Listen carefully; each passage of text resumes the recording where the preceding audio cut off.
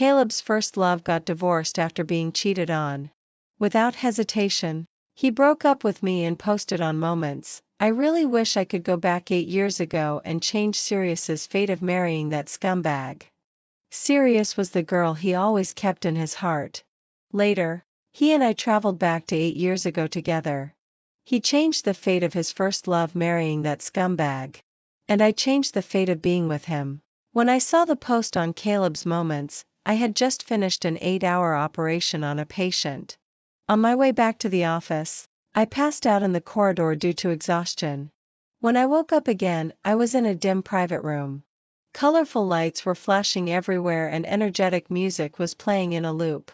Someone patted me on the shoulder and asked, "Alara, your alcohol tolerance is too poor.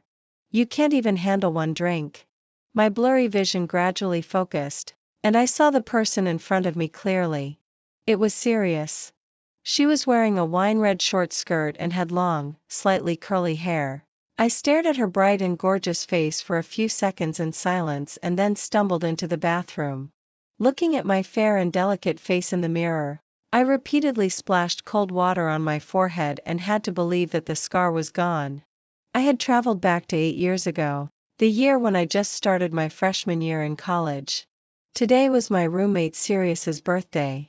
I accidentally drank a glass of high-proof alcohol and passed out on the sofa for a long time. With a dizzy head, I bumped into someone as soon as I walked out of the bathroom. Before I could apologize, a familiar deep and low voice rang in my ear, "Sorry. Are you okay?" My fingers holding the mobile phone subconsciously tightened. I looked up at the man in front of me. He was tall and straight, with deep and sharp eyes and was only wearing a loose black t-shirt. It was Caleb. Our eyes met and stayed locked for a few seconds. I ignored his ambiguous expression, lowered my eyes, calmly said, "I'm okay," and walked past him. When I sat back on the sofa in the private room and just took a sip of the mineral water I opened, Caleb pushed the door open and came in. Sirius smiled and put her arm around his arm and introduced to us, "This is my brother, Caleb. He studies at university next door." The flickering lights were still swaying. He put one hand in his pocket, looked down at us and nodded slightly. If we didn't count the accidental collision in the corridor just now, this was the scene of our first acquaintance in our previous life. Caleb was Sirius's stepbrother. He was the person I had loved and been with for 6 years. I found out that the person he loved wasn't me on the day Sirius got married. After getting drunk like crazy, he hugged me gently and called out, "Sirius, Sirius." At that moment, I was completely blank from head to toe. It took me a long time to react. Sirius. It was Sirius. The person he loved was Sirius. So I sat outside in the night for the whole night. The next day, I pretended that nothing had happened, continued to be with him and continued to believe what he had once said to me, "She's just my sister." Until later, when Sirius was cheated on and got divorced, I heard with my own ears that she leaned against Caleb's arms with teary eyes and cried, "Brother, the person I've always loved is not him, but you. I love you. Do you still want me?" She said that her mother had a heart disease and threatened to kill herself if they were together, so she pretended to fall in love with someone else and tried to match him and me together. I didn't know whether what she said was true or false, but Caleb believed her. So that night, Caleb found me. After a long silence while looking at each other, he said in a hoarse voice, "Alara, let's break up." I looked at his handsome face and didn't even have time to ask the question that we both knew the answer to before I was called to participate in an emergency operation. Using reason and calmness to forcibly suppress all my emotions, I came out after spending 8 hours in the operating room and saw the post on Caleb's Moments. "I really wish I could go back 8 years ago and change Sirius's fate of marrying that scumbag." Now that I had this chance to start over, I could clearly see the details that I hadn't noticed before or had seen but deliberately ignored. For example, the birthday cake that Caleb brought and made by himself for Sirius. For example, when Sirius wouldn't let go of the wine bottle, Caleb gently coaxed her and took the wine from her hand. And for example, when the party was over and drunk Sirius wanted Caleb to carry her back, he immediately carried her on his back without hesitation. The other 2 roommates watched and sighed, Her brother is so nice to her. At that time, I naively thought that he was just a brother. So when Sirius later had someone she liked and kept matchmaking me and Caleb, I was indeed attracted to him, who was so handsome, gentle, and considerate. It wasn't until the truth was revealed that I belatedly realized that his gentleness and thoughtfulness had never been given to me. Whether it was on birthdays or anniversaries, he was always unenthusiastic. As long as Sirius was present at an occasion, his attention would always be on her. From the beginning to the end, the person Caleb loved was only Sirius. Just like now, I was pulled into Caleb's car and fell asleep in the back seat with my roommates. During the red light stop, Caleb turned his head and looked affectionately at Sirius, who was also sleeping in the passenger seat because of being drunk. The evening wind blew a strand of long hair beside my ear. I quietly remained silent in the dimness. In my blurry vision with slightly opened eyes, Caleb raised his right hand towards Sirius and said very softly, "Sirius, this time, I won't let you marry him again." My heart beat violently at this moment. I closed my eyes and entered the darkness, clearly realizing that Caleb had also traveled back. He wouldn't let Sirius marry someone else. And I wouldn't be with him anymore. After returning to the dormitory, I lay on the familiar yet strange bed. The ceiling fan above my head was whirling, blowing out gusts of hot air. I rubbed my slightly aching head and fell asleep. In my dream, I seemed to be caught in a loop, constantly experiencing the 8 years from meeting Caleb to breaking up with him, and hearing him say over and over again, "Alara, let's break up." What rescued me from the nightmare was the vibration of my mobile phone. I opened my eyes and blanked out for a few seconds. Then I picked up my phone and took a look at my schedule.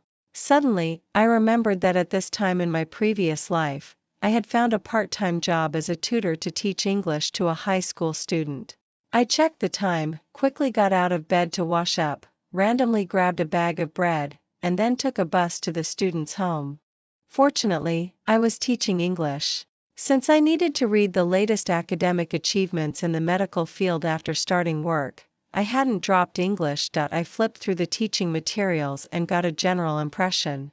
The student I taught was a high school girl. After finishing the lessons I had prepared in advance for her, I started to help her check the composition assigned by her English teacher at school. It was a very common theme, me in 10 years. She rested her chin on her hand and asked, "Teacher Alara, do you think I can become a cartoonist in 10 years?" I told her very definitely, "Yes, you can. It wouldn't take 10 years. In 8 years, she would become a cartoonist with a large number of fans and be very popular." Then has Teacher Alara also become a doctor? Yes.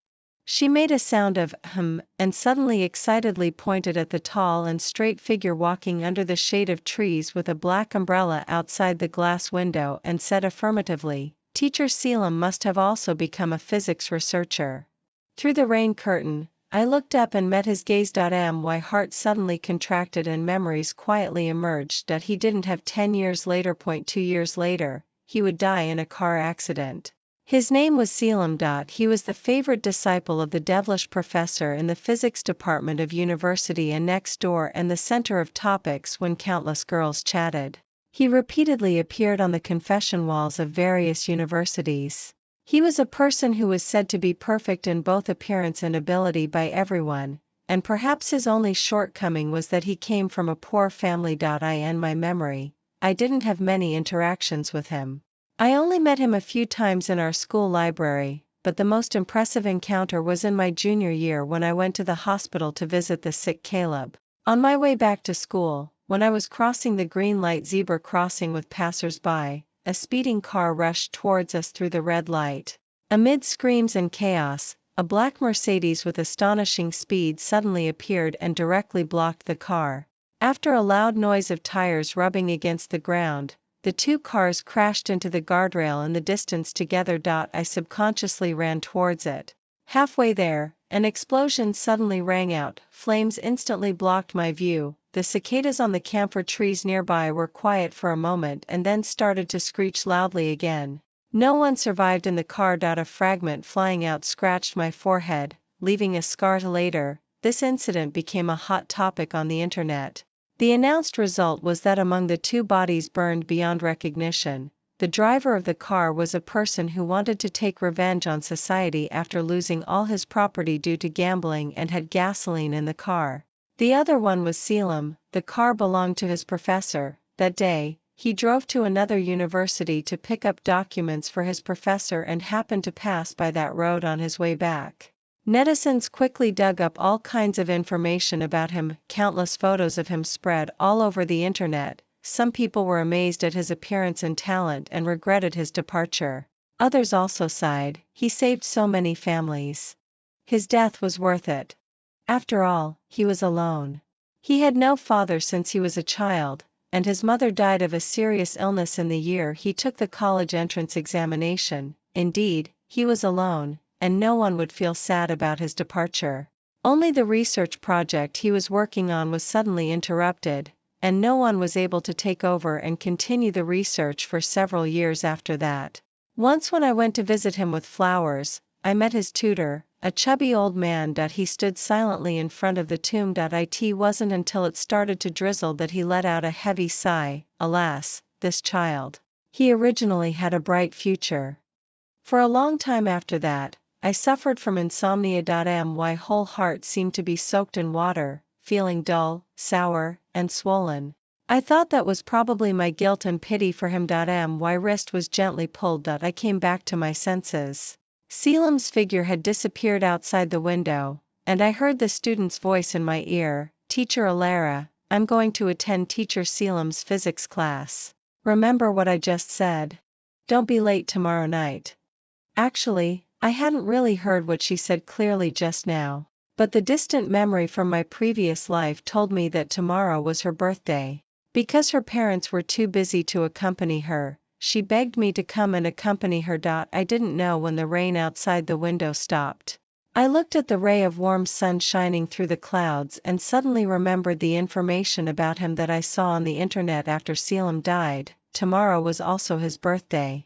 In fact, Selim didn't celebrate his birthday, because on the day he was born, his father, who was a firefighter, died in a big fire while on a mission. He didn't even have time to see him. I thought that he probably didn't want to hear "happy birthday," but that was the day he came into this world. He shouldn't be alone. So the next day, I carried a cake and gifts and arrived at the student's home before the appointed time. At that time, Selim was giving a lecture. The sun was setting outside the window. He was wearing the most ordinary white shirt, holding the test papers and standing by the wooden table. He lowered his eyes to look at the questions, looking refined and elegant. Seeing this scene, the rumors I heard later involuntarily emerged in my mind. It was a chat screenshot whose source couldn't be found and whose authenticity was unknown. There were only a few short lines of dialogue. Someone asked him, "Selim, do you have someone you like?" "Yes. Go and tell her." The page showed that it took about 3 minutes before he replied, "Forget it." Most people actually didn't believe that he would have a secret crush with that face of his. But by then he was already gone, and the truth would never be known. Even if it was true, his secret crush would never see the light of day. Whether it was the father he had never met, the mother who died of illness, the secret crush that no one knew about, the future that was cut short halfway, or the sacrifice that no one mourned for.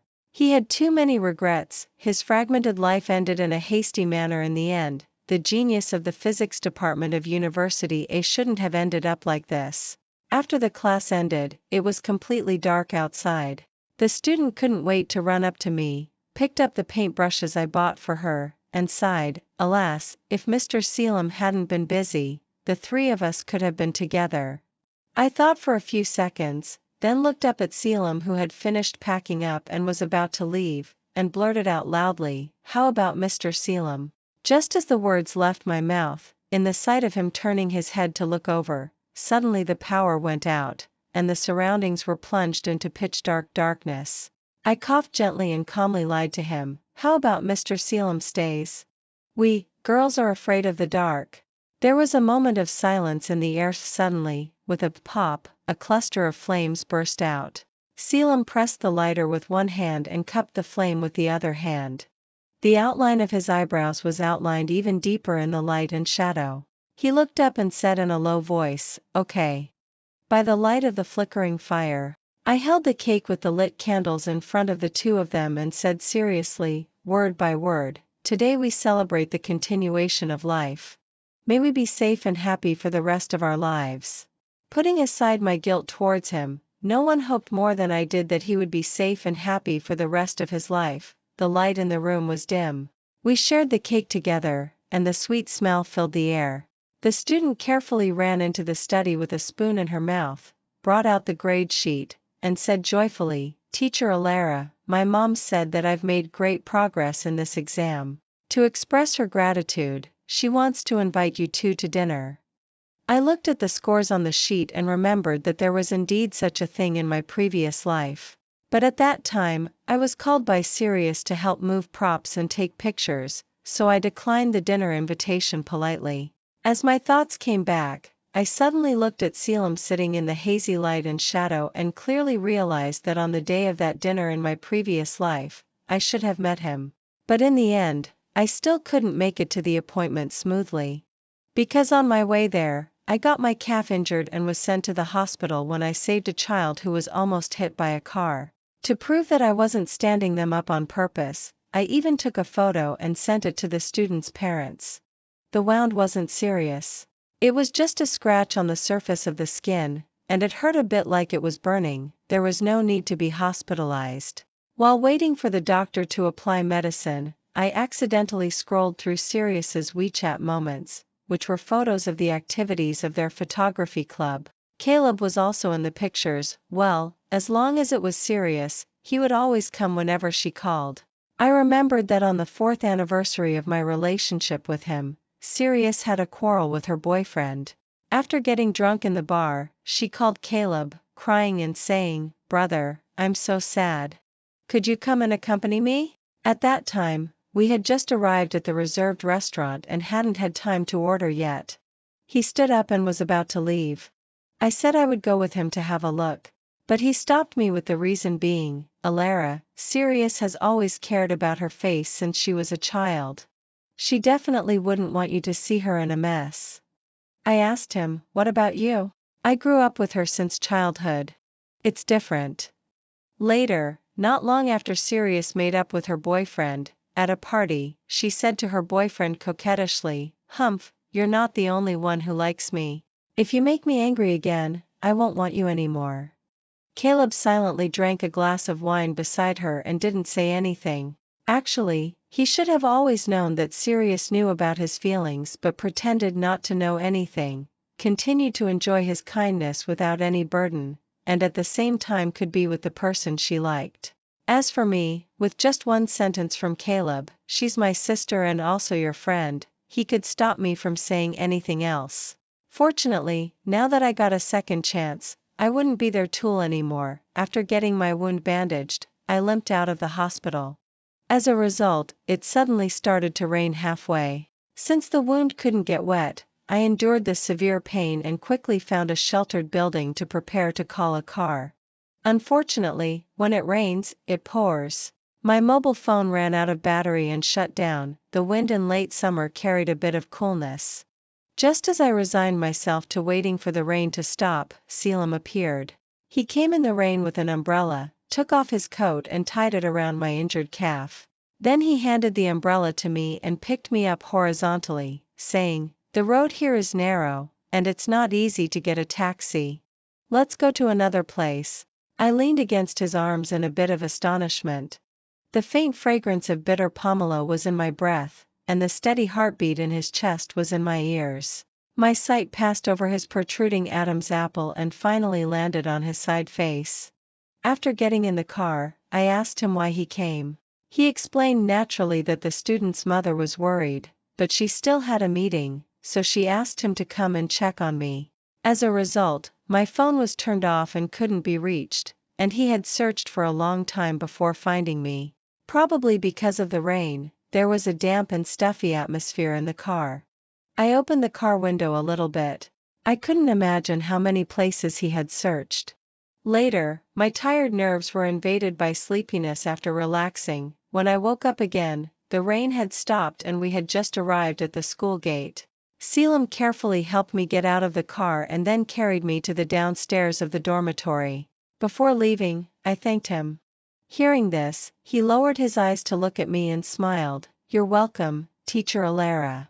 With difficulty, I returned to the dormitory and then found that his coat was still tied around my injured calf. It was already autumn when I went to University A to return the coat. Because my leg injury needed to recover and it had been drizzling all the time, I didn't go out of the school much. The day I went to find Selim was a weekend, and the weather was sunny.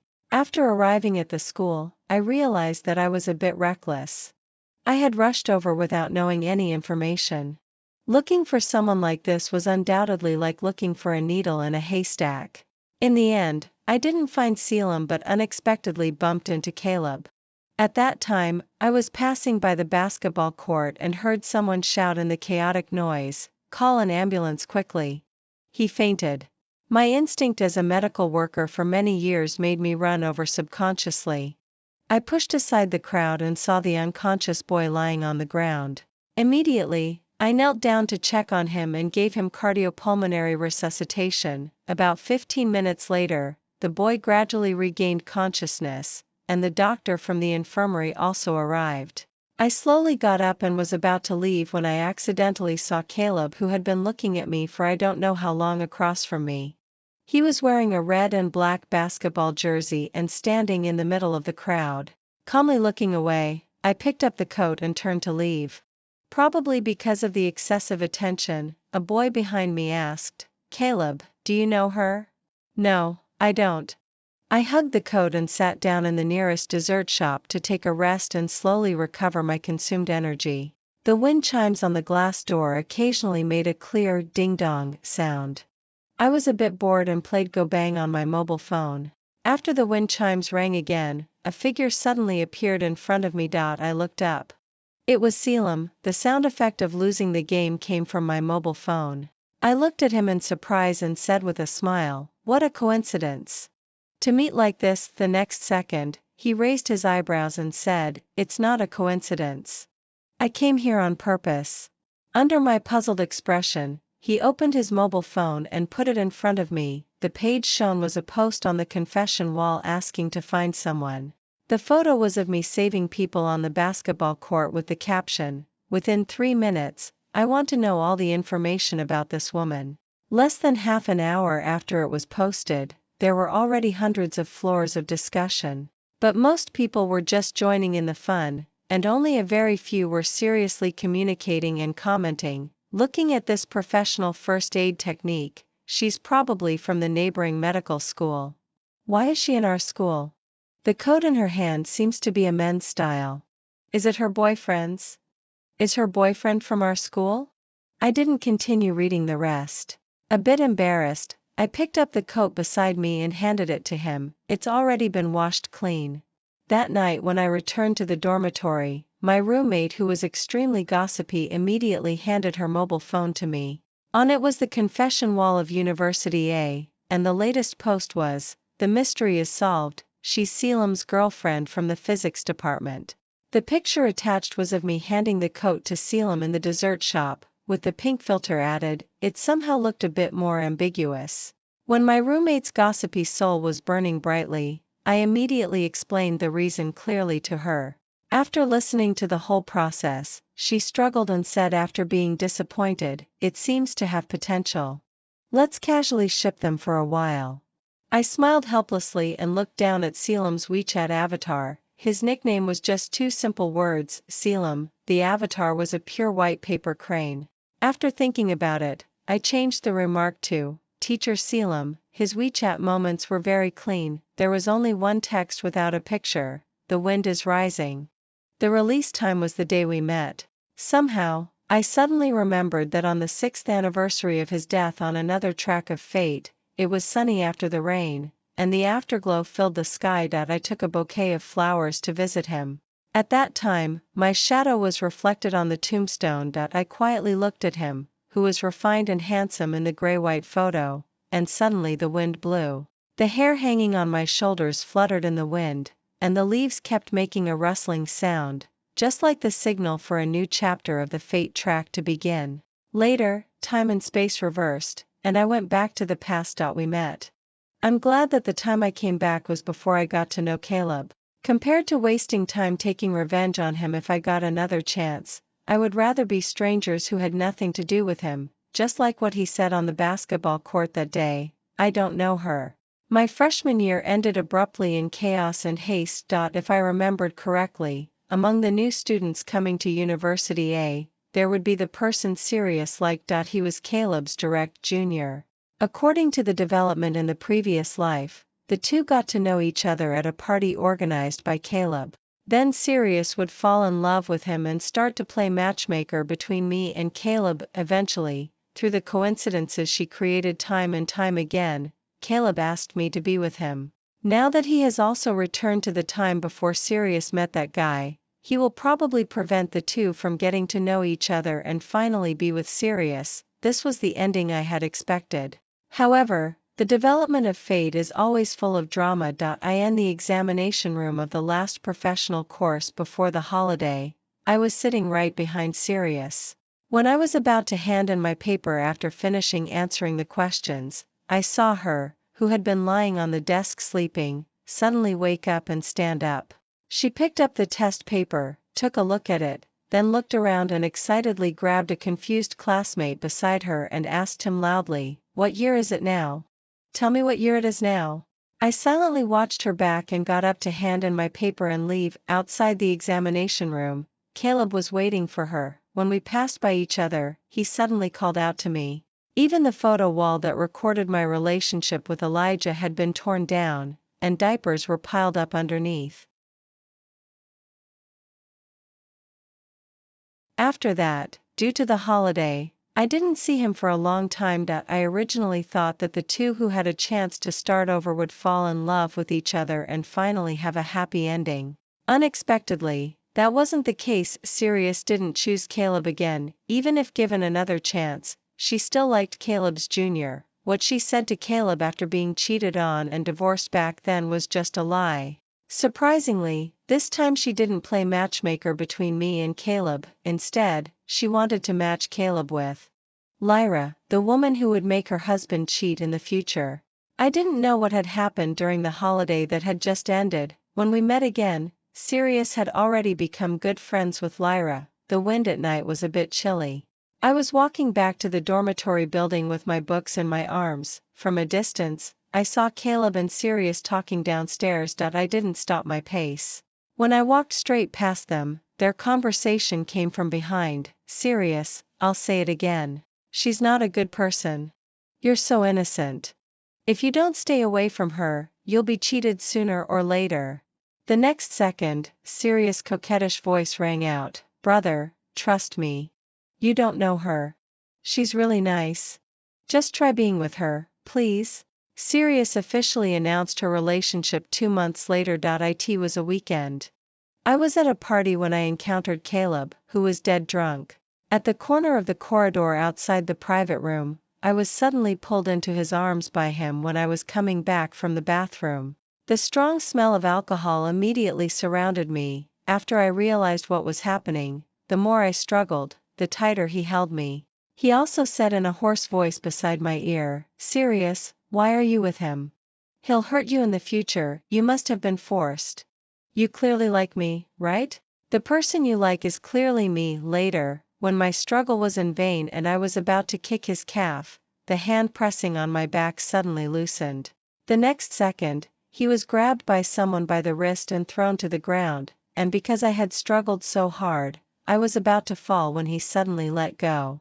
In my slightly restrained exclamation, a powerful arm quickly wrapped around my waist. It was Selim.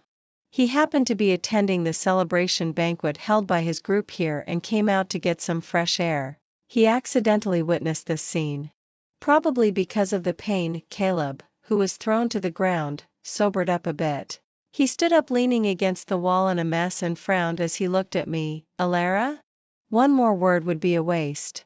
I grabbed Selim and was about to leave, but Caleb mockingly said behind me, "Are you very proud? Alara, I know you like me.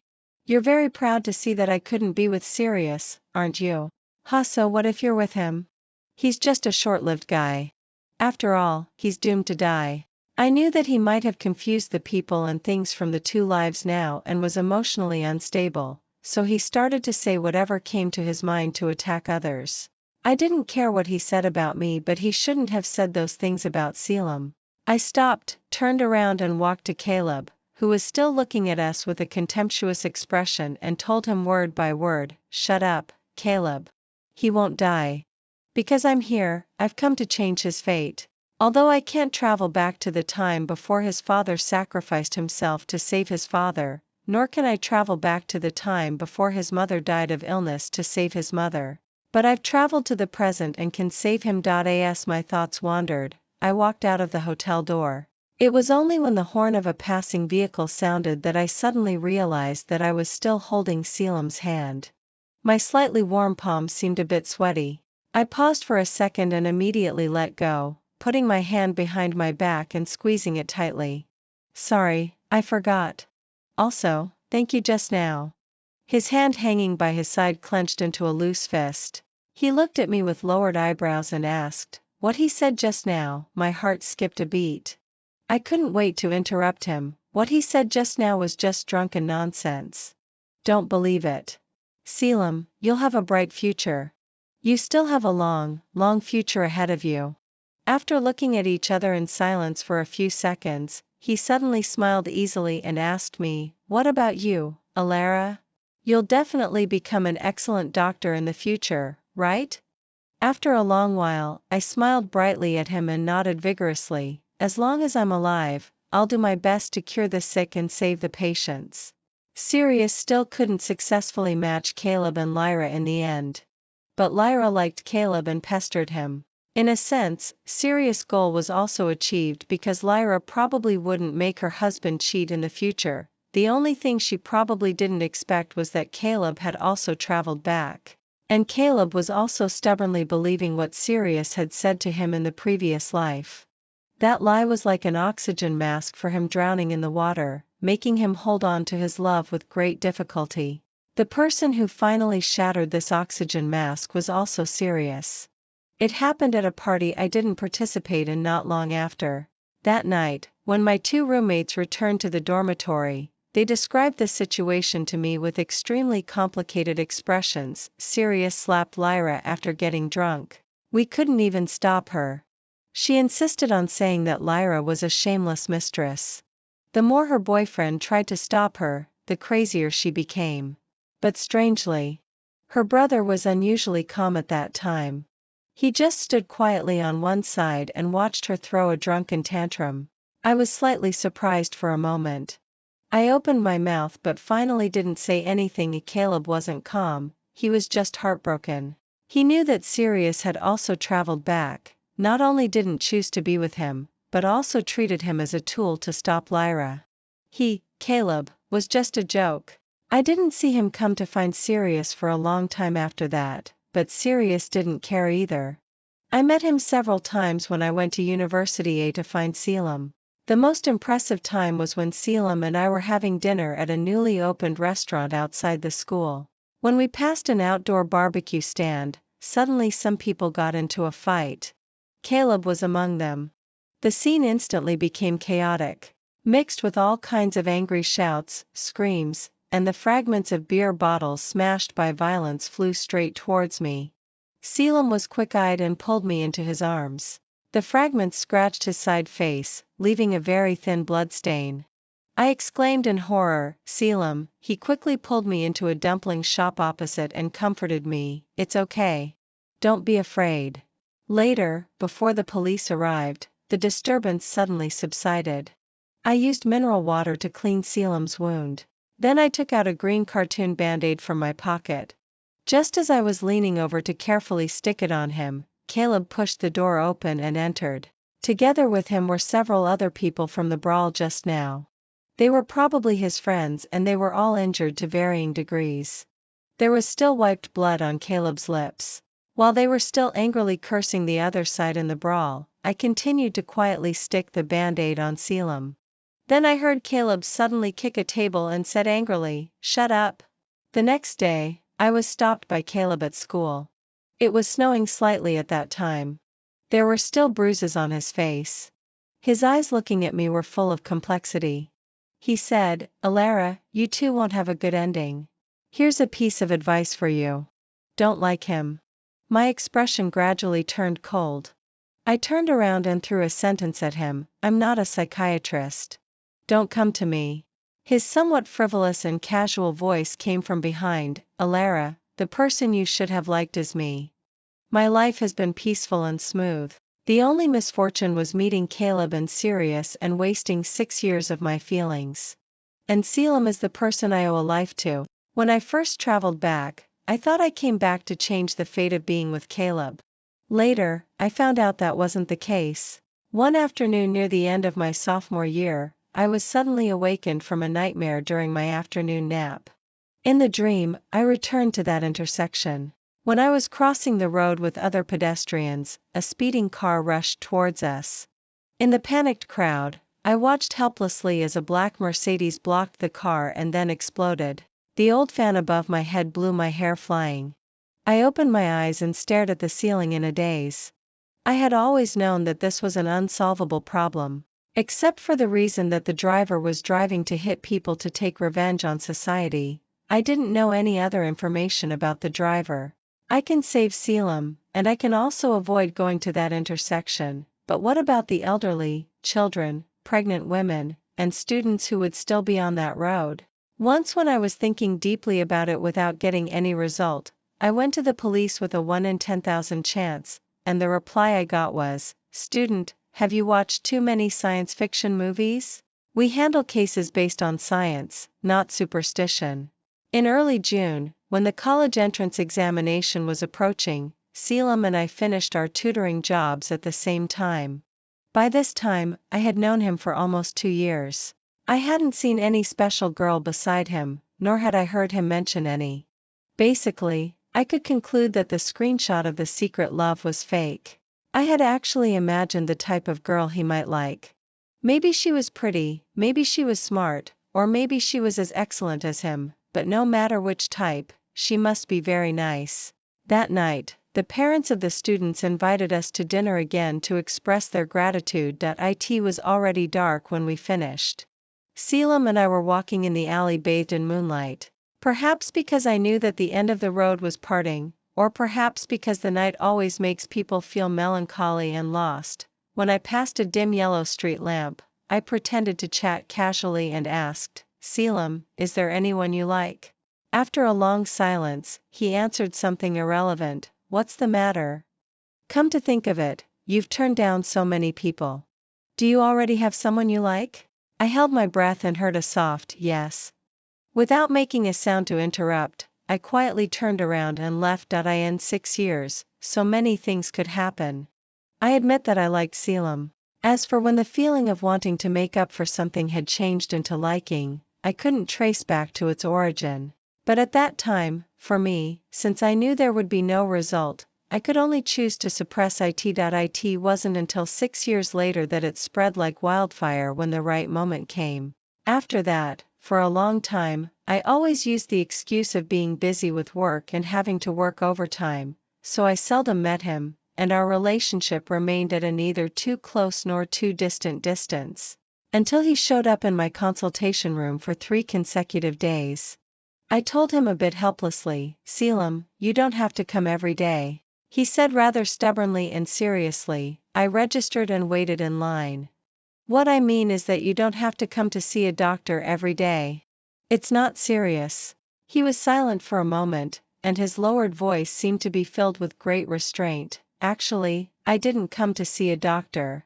Halfway through his words, a fierce man with a knife suddenly rushed into the room. I remembered him. Not long ago, he had physically abused his wife, which led to his wife taking medicine to commit suicide. After being sent to the hospital and failing to be rescued, she died. Since then, he had always thought that the doctors had killed his wife. Just like at this moment, he was excitedly waving the knife and said fiercely to me, "You killed my wife."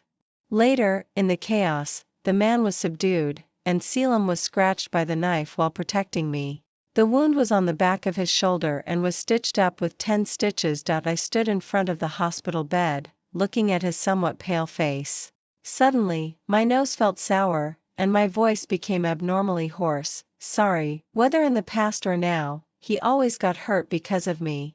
Half a month after he was hospitalized, on the way I drove him home, I tactfully suggested, let me hire a male nurse for you. Otherwise, it would be bad if people got the wrong idea. He was typing on his mobile phone with one hand. Hearing my words, his fingers suddenly stopped, and he turned his head to ask me, get the wrong idea about what? There was silence in the car for a while. Wind blew in from the window, and the strands of hair on his forehead fluttered with the wind, creating gentle ripples in my calm heart.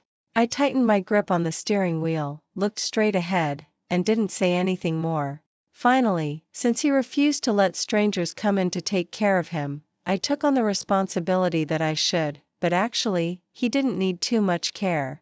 I just prepared a lunch in advance every morning before going to work, had breakfast with him and then went to work, and had dinner with him again when I came back in the evening. After a long time, a strange feeling gradually grew in my heart. One night, because of a colleague's birthday party that I couldn't decline, I called him in advance to tell him that I would be back late. Later, my car suddenly broke down, and a male colleague who was on the same way gave me a ride and dropped me off downstairs in my community. The moment I opened the door, a sour smell hit me. I saw Selim sitting at the dining table, poking at the food in his bowl, so I asked him, what are you eating? He looked calm and his tone was normal. Can't you smell it? I'm eating vinegar. I walked to the table and took a look. It was a takeaway order of dumplings he had ordered, and the small plate in front of him was filled with vinegar. I cooked a bowl of noodles for him again, opened the window to let in some fresh air, and reminded him, don't eat like this next time. The vinegar smell is too strong. He lowered his eyes and ate the noodles silently without saying a word. The next day, his colleagues came to visit him, including the teacher who had asked him before if he had someone he liked. The fact that I had deliberately forgotten resurfaced. Selim had someone he liked. I didn't know what that teacher had said to him, which made Selim's mood change a bit. Then I was annoyed at myself for paying too much attention to him. So, when we had dinner that night, I said to him, your wound is almost healed. He looked at me and nodded with a After dinner, I silently went into the bathroom to prepare warm water for him. Out of habit, I reminded him not to touch the wound. When I was about to leave, I slipped and was about to fall. At the critical moment, he pulled me into his arms. The violent heartbeat made it hard for me to tell whose it was for a moment. After a few seconds, I wanted to get up, but he tightly held my waist, and I couldn't move at all. The bathroom was filled with steam, and the places where our bodies touched seemed to gradually heat up like a fire was rising. He looked down at me, his expression a bit different from usual. There seemed to be something surging in his eyes. His voice was deep and hoarse. Alara, I have to confess something. What? I have improper thoughts about you. My mind was in a mess. The increasingly hot atmosphere burned all my rationality to ashes. Subconsciously, I mentioned the conversation I had heard that day. When others asked him if he had someone he liked, he clearly said yes. The next second, he held my waist, turned me around, and pressed me against the wash basin. With one hand free, he wrote a word stroke by stroke on the foggy mirror. Yes. Not long after I got together with Selim, I asked a question that had been hidden in my heart for a very long time. Why hadn't he contacted me during the 6 years when he was abroad? At that time, he was reading a physics magazine on the sofa. Hearing my question, he pulled me into his arms. A faint fragrance of bitter pomelo came from him, and I heard his hoarse voice. I was scared. Before I could say anything, he continued holding me and said, I was scared that I would become disabled and not be worthy of you. I was scared that once we got in touch, I would want more. And I was even more scared that you already had someone you liked.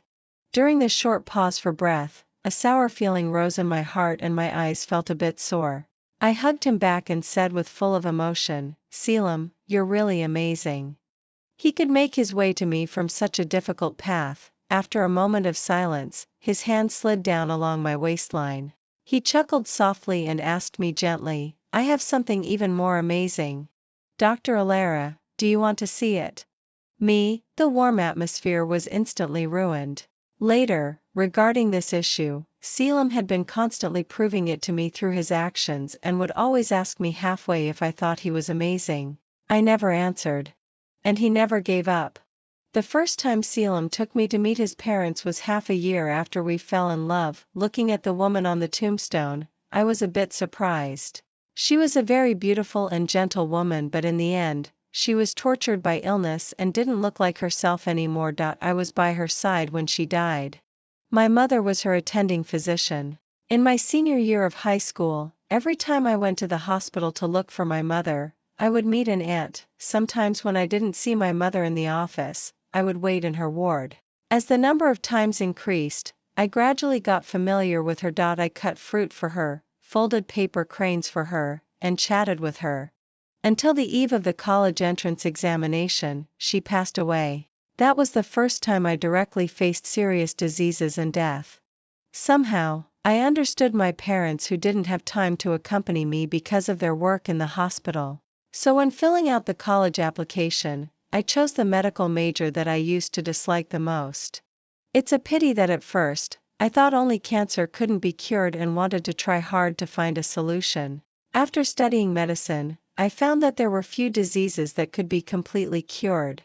I didn't expect that she was Selim's mother. On the way back, I leaned against the car window, looking at the rapidly passing grass and trees, and said in a low voice, "Selim, actually, I met your mother a long, long time ago." He said calmly, "Yes, I know." My heart skipped a beat. I guessed that he might have seen me back then. I met Caleb again one evening half a year later. Selim sent me a message saying, "I'll be there in 10 minutes. I changed my clothes and was about to get off work. Then I met Caleb, who looked pale and thin, in the elevator.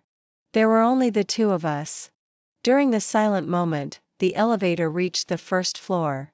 I walked straight ahead, but suddenly my arm was pulled. He lowered his eyes and asked me, "Alara, can we talk?" I frowned and broke free from his grip and said coldly, "Caleb, don't waste each other's time." He seemed to have guessed my answer and smiled self-mockingly as he said, "You may not believe it, but on another track of fate, we were together for 6 years." Too lazy to pay attention to him, I turned around and walked away. His lowered voice came from behind me, "It's a pity that I didn't treat you well and lost you." I paused my steps slightly and then continued walking forward. By the flower bed outside the hospital, Selim was waiting for me. In the afterglow of the setting sun, I somehow remembered the second time the parents of my student invited us to dinner. I arrived at the place first and thanked the parents for their concern when I was injured and hospitalized last time. "However," she said in confusion, "I didn't ask Selim to visit you. I just casually mentioned the reason why you didn't come, and then he said he had something to do at school and left." So, was that how it was? My fingers were held, and my thoughts were interrupted. He tucked a strand of my long hair that had been messed up by the evening wind behind my ear. I put my arm around his arm and leaned slightly against his side, saying joyfully, "Selim, the wind is blowing." Extra story 1. Selim, the netizens were right. I was alone and it was better for me to die than to ruin so many families. Actually, I wasn't that noble either. Fear of death is human nature. But if there was someone I cared about in the situation, I was willing to sacrifice myself to save her. After the explosion, when I regained consciousness, I was trapped in a cemetery. At first, on every anniversary of my death, those people I had saved and some netizens would come. The words I heard the most were thanks and praises that my death was worthwhile. Later, only Alara came. She seldom spoke. Most of the time, she just put flowers in front of the tombstone, cleaned the surrounding ground, and then sat quietly for a while. The first sentence I heard her say was on the 4th anniversary of my death. By then, except for her, no one else came to visit me anymore. In the hazy misty rain, she stood in front of the tombstone, looking down at my photo, and seemed to make a promise, "Selim, don't worry. I won't forget you." That was the first time she called my name. I never thought that I would get to know her in the way of death. But if I could do it all over again, I would still make the same choice. So when I unexpectedly went back to 8 years ago in the 6th year after my death, I still chose that ending for myself. I knew that she had also traveled back and that her approach was with the intention of making up and feeling guilty, but that was enough. After all, it was better than not knowing her in the previous life, wasn't it? The years I spent alone once were terribly long, but the 2 years since I got to know her made me feel for the first time that time was so fleeting. If I'm doomed not to be her lover, then it's also quite nice to be someone she'll never forget in her lifetime. Actually, I don't remember what the criminal looked like, nor do I know his license plate number. But I remember that before that intersection, he threw several beer cans out of the car window. Drinking while driving.